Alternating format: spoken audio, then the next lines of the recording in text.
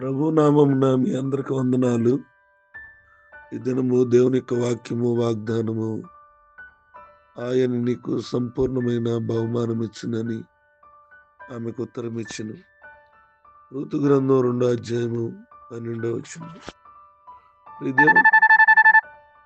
ప్రియ దేవుని బిడ్డలారా, శక్తివంతమైన దేవుడు ఆయన రెక్కల కింద మనకు సురక్షితంగా ఉన్నట్లుగా ఆయన మనకు సహాయం చేస్తాడు.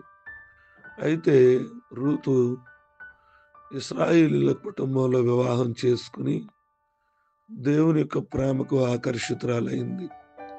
వారెంతో పేదవారై ఉండిరి, కానీ రూతు ఇశ్రాయేలు దేవుని ఆరాధించడం, వెంబడించడం మొదలుపెట్టింది. కనుకనే ప్రభు వారితో కూడా ఉండెను. కానీ ఆమె ఎంత పేదరాలైనప్పటికీ వారికి తినడానికి కూడా ఆహారం లేదు. అయితే అటువంటి పరిస్థితుల్లో అత్తయిన నయోమితో కూడా రూతు ఎంతో శ్రద్ధతో కూడా దేవుని వెతికినందున ప్రభు వారి యందు ఇష్టము కలిగి ఉండెను. మీ స్నేహితులారా, మరి మీ గురించి ఏమిటి? ఇశ్రాయేలు దేవుని మీరు అంగీకరించి ఉన్నారా? ఆయన మీ రక్షకుడిగా ఉన్నాడా? రూతు ఆమె ఒక ఆయనను మీ రక్షకుడిగా అంగీకరించండి. నూతన హృదయాన్ని మరియు నూతన జీవితాన్ని ఆయన వాగ్దానాన్ని మనకు అనుగ్రహిస్తాడు. ఇశ్రాయేలు దేవుడైన యెహోవా మీకు సంపూర్ణమైన బహుమానం ఇచ్చును. మనం చేసిన దాన్ని బట్టి ప్రతిఫలం ఇస్తాడు. మనకున్న విశ్వాస జీవితాన్ని బట్టి, మనకున్న ఆత్మీయ జీవితాన్ని బట్టి దేవుడు అట్టి కృపా సంపూర్ణమైన బహుమానాలు మనందరికి ఇచ్చును గాక. ఆమె తల వంచుకుందాం, కళ్ళు మూసుకుందాం, ప్రార్థన చేసుకుందాం. ప్రేమ కలిగిన తండ్రి, మీ నామానికి వందనాలు.